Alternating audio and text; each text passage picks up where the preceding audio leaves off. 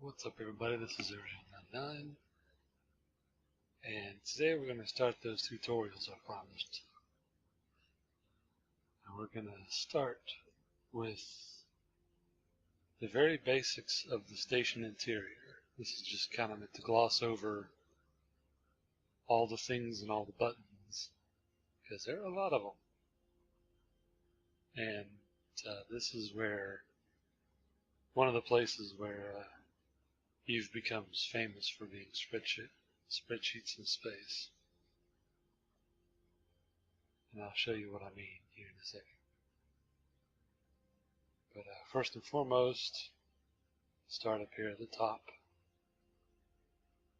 On the left hand side you've got the Neocomm, that's this bar here. This is kind of like a start menu and quick start bar on your typical Windows PC. Click way up here and you can pull up the drag down list. If it's Eve related, odds are it's in this list somewhere. You can just take out and put your own shortcuts in here, as you can see, for your own customization and amusement. So it's anything, just about any screen you could want, you can dig through here if you want to drill down for it. And you've got your the little photo of your character. This accesses the character sheet. There's a lot of stuff here. What skills you've trained, any medals you may have, attributes, which determine the speed of skill training, which I'll cover in our own episode, along with augmentations and boosters. They can affect attributes, so I'll cover them at the same time. Jump clones, which allow you to move from place to place with your mind. They won't be available to alpha clones. You won't be able to train the requisite skills, but for people who do subscribe, I will cover jump clones in the medical base services tutorial. If your biography, you can put anything you want here and people will see it. As you can see, the first page, if you show information on yourself, is your bio. Some people put an elaborate backstory here. Some people put notes that they don't mind the public to see, like for example, some paste in a list of what NPC space pirates they're damage immune to. Back in the day, people would put in AU conversions for the directional scanner, which we'll cover in scanners and exploration. So try and keep it, somewhat PG, because people do look at this. They can look at these. This is public. We have your employment history. Eve is a game where there is no such thing as no corporation. In other MMOs, you could run around without a guild. That doesn't really happen in Eve. Even when you start the game, as you can see, this character was created the 10th of January 2011. He was immediately put into the corporation of his NPC school. And then from there, I've joined and left corporations. So don't think that you can just hop all over the place and it not affect you. The game does keep track. And if you jump around a lot, it can make you look bad. And then we have standings. This is similar to reputation in other MMOs. Obviously, the higher the number, the better. If the number gets too low, they don't like you. If it gets to -5 and they happen to own space, their space police will shoot at you, which is a bad thing. Security status. This basically shows how good or bad a person you are in the more civilized parts of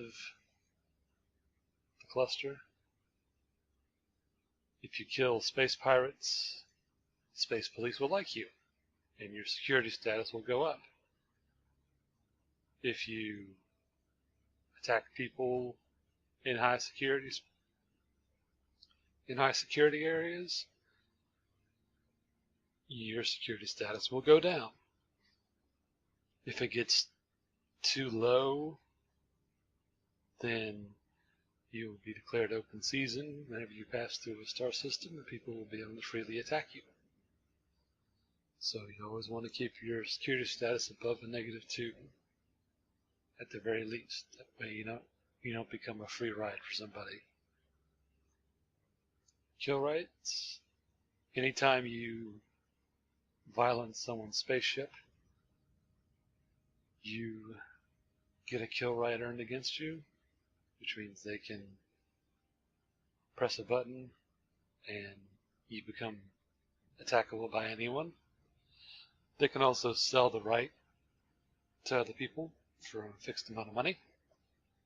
The kill rights expire after 30 days, and the inverse applies to you. If someone randomly kills you in high security without reason, or without being part of a war, a sanctioned war, then you will get a kill right on them, which you can activate at your leisure, or you can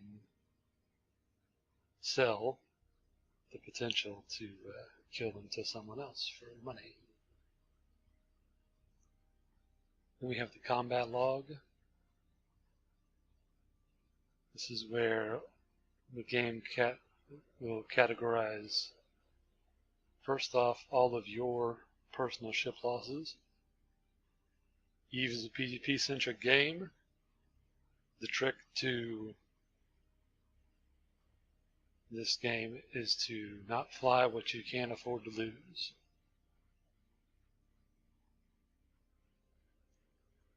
So if you do lose something, you don't want it to be you losing all the marbles, because you will lose stuff in this game. In fact, it's designed around the concept of loss, so just be prepared. Then, of course, you also record kills in which you strike the final blow. You won't see a lot in here, but there are external programs that will also display kills that you did damage on, and that's where the majority of your kills are. Like, I have only a few where I struck the final blow, but if you look this character up on a kill on an actual external service, I've blown up a lot more than that. We have the pilot's license.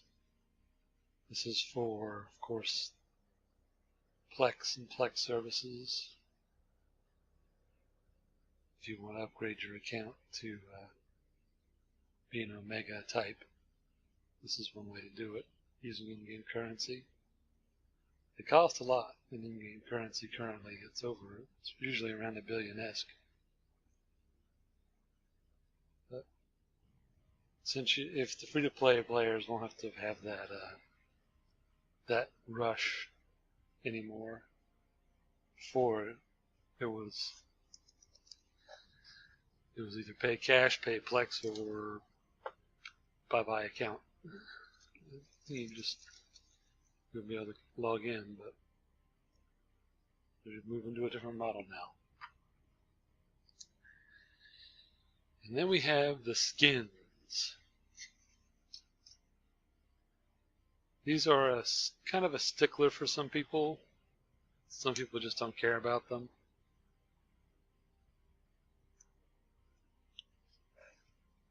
Essentially what they are is similar to, say, weapon skins in Counter-Strike Source. They don't really do anything. In fact, they don't do anything at all except make your ship look a different color. And the different color patterns available by different races.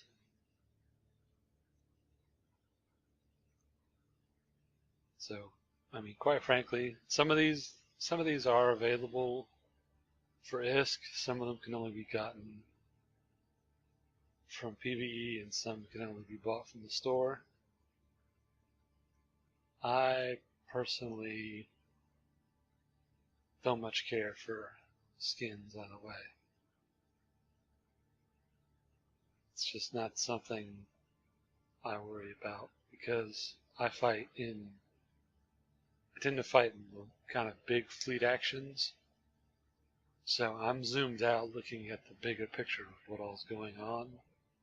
So my ship is a really small square. I can't see what this is.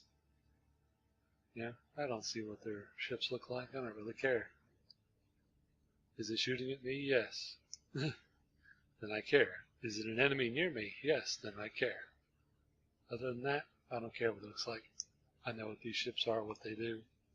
That's all that matters. That covers that. Of course, there's a little bar here you can see.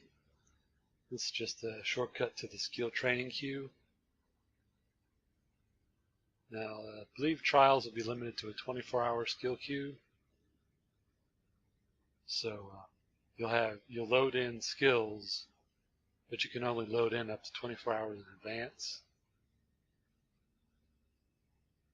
Now you can always train. You'll train at a certain rate, online or off, which is modified by your attributes and any implants you have in.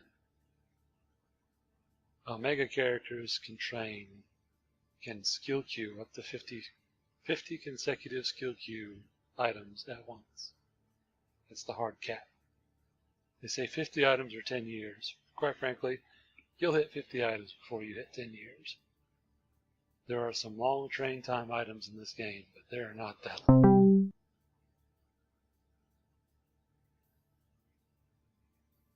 The most you'll ever have is maybe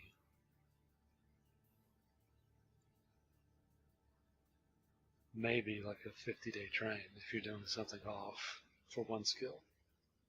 It's still quite a bit for 10 years. Oh, my program's beeping at me. Shut it up.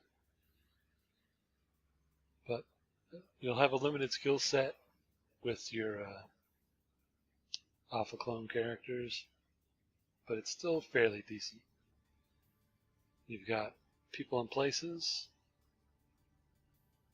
It's where you manage, for example, bookmarks in space. You can search for all types of things. And you have a list of friends, enemies, bad people, good people. You put them there in your contacts list. Of course, inventory. This deserves its own section, but I'll gloss over it briefly. You've got your top. The top is always your active ship, whether it's a ship or your pod, and its various inventories. Then you've got your ship hangar. This is where all your ships are stored in the station. Your item hangar, where all your loose items are stored in the station. And these last two are for corporations, player corporations.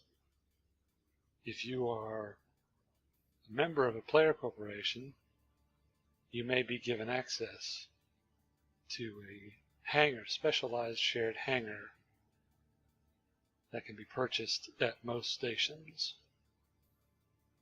I say most stations because most stations have a finite number of offices, and there may not be offices available. You can see here's the tab for offices on the station interface. And of course, I'm a director in my corporation, so I can access all of the hangars, which is similar to, say, banks in a guild bank in World of Warcraft. However, it's not magically teleporting guild bank. Whatever you stick in a corporation hangar array in X station stays in X station, and the only way to get it out is to go there and move it. So you can't put something in one place and pull it out somewhere else. Physics doesn't work like that. Or as the error message says, physics says no. And you've got market deliveries. If you have certain roles within a corporation, things that are delivered and accepted on behalf of a corporation, or market orders that are purchased on behalf of a corporation, will show up here. Once again, you have to have specific rules for it. You got the mail system. You can send and receive emails, all manner of communications. As you can see, I've got a few mailing lists I'm a member of. You can also receive notifications, some based on various events that happen, like here's an insurance payment. I docked at a station, or I didn't have any items in a pod, so they gave me an IBIS. Here I was issued a bill from my corporation office here in Karama. I got blowed up, so I ended up back in my medical clone. More than likely I self-destructed my capsule. It's very rare I get pod killed intentionally. But I don't run around with anything in my pod, so they want to speed my return to my home system. It's fine with me. So that's the basics. You'll also, anytime you receive any new notifications or mail, you'll also get a notification here. We have ship fitting. Allows you to manage the fitting for your current ship. Let's see, this is my Gila. But I'll have ship fitting, and especially with all the different races and ship types, is its own tutorial for sure. We have the regional market. This does not function like WoW's market, where you can put up something in one place and buy it somewhere else. It's a region specific and fixed location market. So if I want to buy, something in this station, it will always be in that station until I go get it, or I have someone courier it. So it's important to recognize how many jumps you have left. But the market is very intricate. People make and lose tens of billions of ISK on the market every day. So, and it has its own skill tree in the skill planner. So we'll give it its own tutorial as well. Let's see. Then we have industry. Of course, my forte. I'm a big industrialist. From here, you can build blueprints, or I should say, use blueprints. Either improve them, make copies, invent them, or invent new things with the copies, build items. Most of the items you see in the game are built via these blueprints. So it's a player-seeded economy. There are a few items you can get from drops, like the blueprint for this ship. This Gila is a special ship, and it comes from a drop. You can't buy an original blueprint for this ship. because it's made by the pirates. But if you do the right things, you can get blueprint copies that you can make and sell. We have corporations. Now I have a lot of entries here because I'm a corporation officer. But you'll probably have this to recruit. Look up corporations that have decided to advertise. Not a lot in there for most players. And we got the star map. It's a pretty interesting map system, but it's definitely pretty. But me, I'm a fan of the old map. I'm just a sucker for the old map. Now each of these dots is a star system, and you can get to almost all of them, except that little bunch up here where there's no lines. That's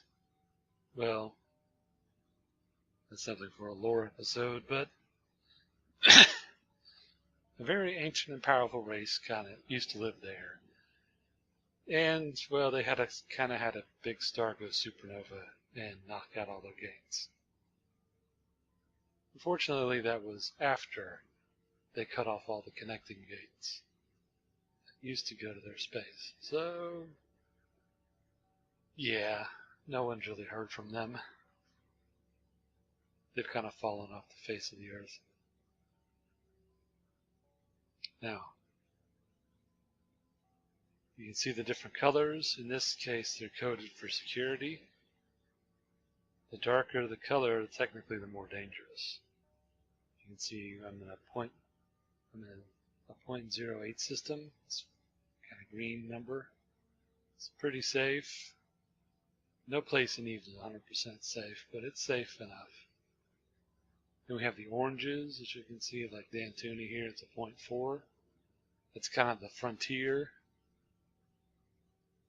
like kind of the Wild West. And then you have the red, which is known as null security or lawless space.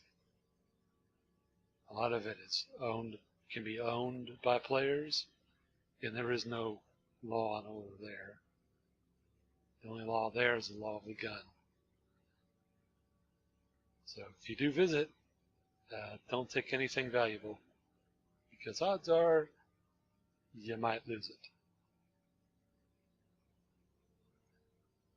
We'll cover the map. Of course, then we have the ship tree. This tech tree spreads out everything in the game. Any ship you want to know about, it's here. Now, a lot of these you won't be able to use as a trial account or a alpha clone, but you still got a good variety. And I'll be covering the races, the various organizations, and their particular strengths and weaknesses in their own tutorial. But the ship tree can always tell you what's next, what they have. You see, I've got a few grayed out, but I've also got a few that aren't accessible.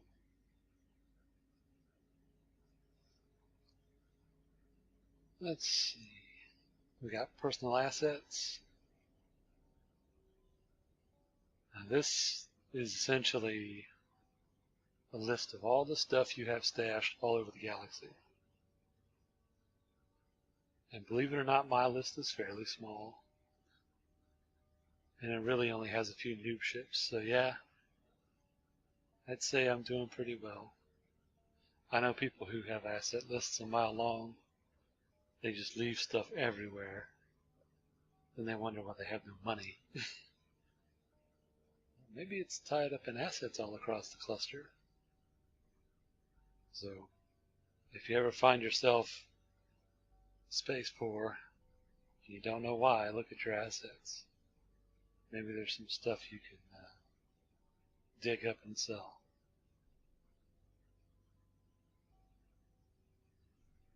We have the wallet. Now, of course, I'm a corporation officer, so I have access to my corporation's wallet. Then I have personal wallet. This is what you'll see. You have the journal, which categorizes all your transactions. You have the shares system, which is kind of an archaic system, and unless you own a corporation, you won't have to deal with the share system. You have to be a CEO or director to really understand it. But I'll cover it in its own tutorial because there are a few internal security issues that need to be resolved with the share system. Orders, this is of course market orders. You can post up ask or bid orders, to sell items or buy them.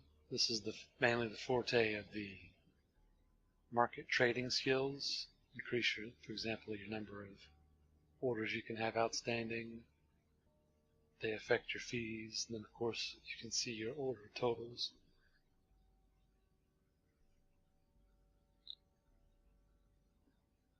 It also displays your ability to ask for items remotely or bid on items remotely, and the range at which you can modify your orders.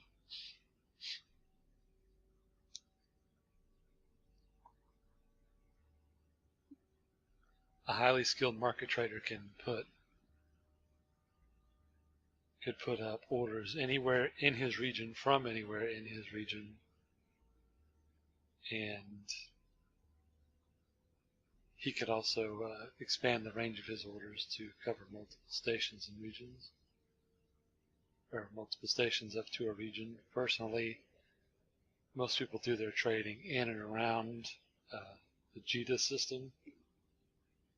In Caldari space, it's pretty much the trade hub, so that's where everyone pretty much goes. We have transactions. This is detailed data on what you've bought, how much you bought it for, and who you bought it from. So it's always something to think about. It's like, why the heck did I spend this much money? Oh, I bought mega pulsators, that's why. So, important information to have.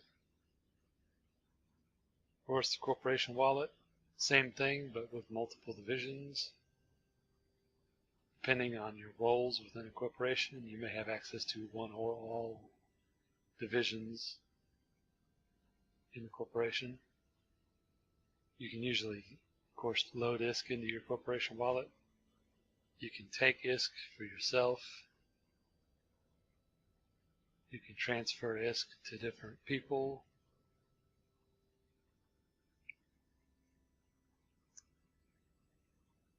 It's interesting. Plus you can, of course, transfer to wallet divisions.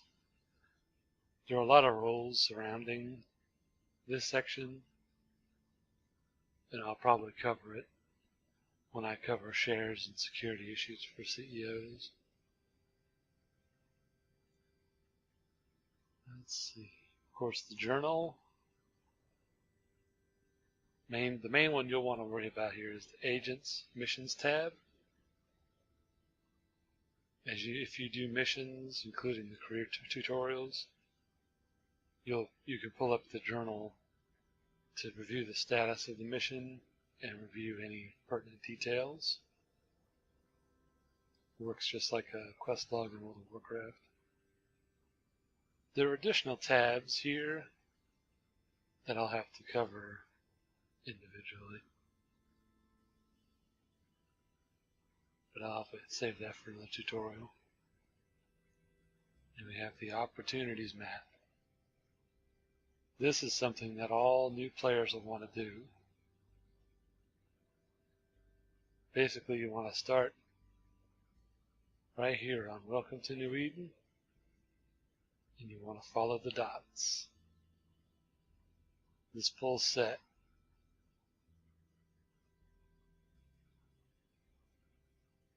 You want to do this like as soon as you start the game, because it pays you money.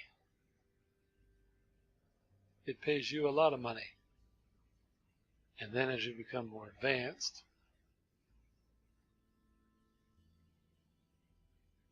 you can go on to these side opportunities, which covers things like exploration, social aspects of the game, industry, wormhole space, death and destruction of the capsule, so the eternal clone cycle. Very good feature to have. When they first implemented it, it wasn't as good because it was just kind of a random list of things to do and they didn't pay you. But now they've got it where it's connected and things. It's worth doing now. Of course, the help button.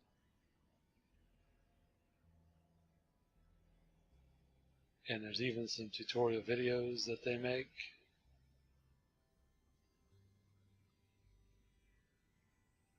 So they're not bad.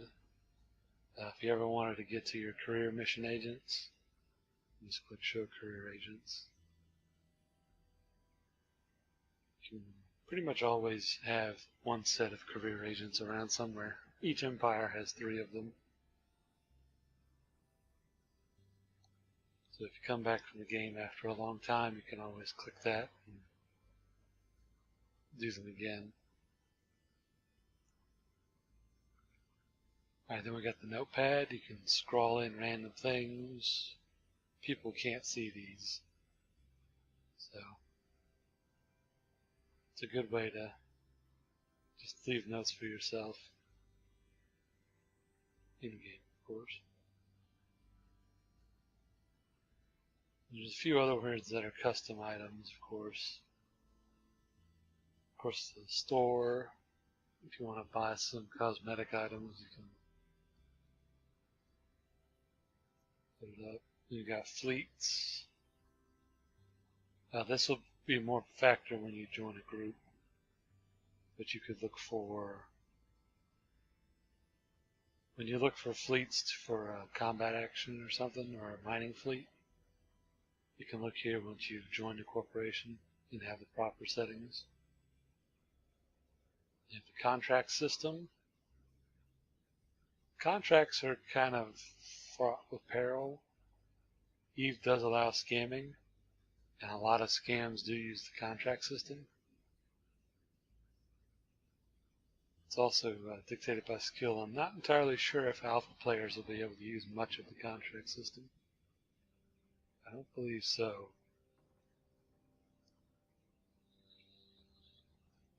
But we'll have to see. I'll cover this in its own tutorial because, like I said, it's very intricate and it's one of the only ways you can buy certain items. For example, blueprint copies can't be purchased through the market system because each is unique. So they can't be sold on the general market. Same with blueprints that have been researched.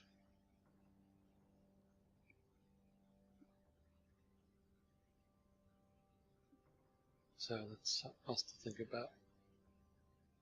Of course, we can put the calculator on here. Of course, I'm an industrialist, so it's here.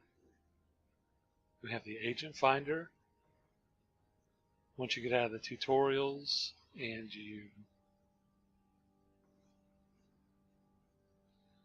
start doing missions, you can decide what faction you want to work for. Since we're here, we'll say we want to work for the Caldari state. You could choose a specific corporation.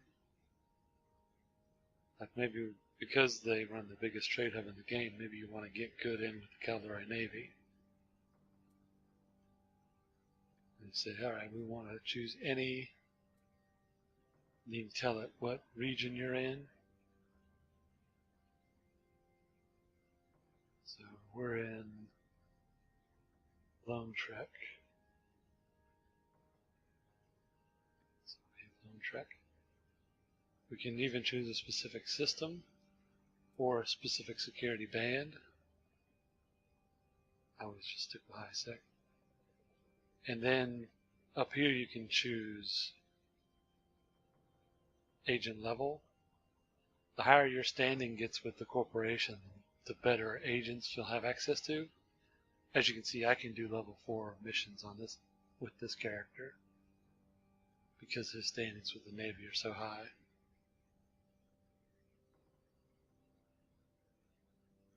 But you'll probably start down here at level 1 and just work your way up. It's consistent money. It's not a lot of money when you first start, but level 1 missions are pretty easy. Level 3s and level 4s will probably be out of the reach of an alpha clone. They require much bigger ships and a lot of firepower being thrown around in those missions. Then we have, of course, logs and messages. Any error messages or combat messages that pop up, you can pull up in that log. That's one I added. But that's just the Neocomm. We've only talked about one section of this, and it's already taken us 35 minutes. It's an idea of the kind of information overload that's pretty common in Eve. I want to cover the rest of this interface in a second video because this one's getting too long in the tooth. That'll do it for now. Version 99, and I'll see you next time.